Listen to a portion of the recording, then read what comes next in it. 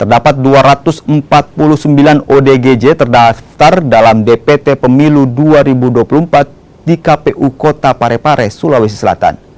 Di Pemilu 2024, ODGJ disetarakan dengan penyandang disabilitas.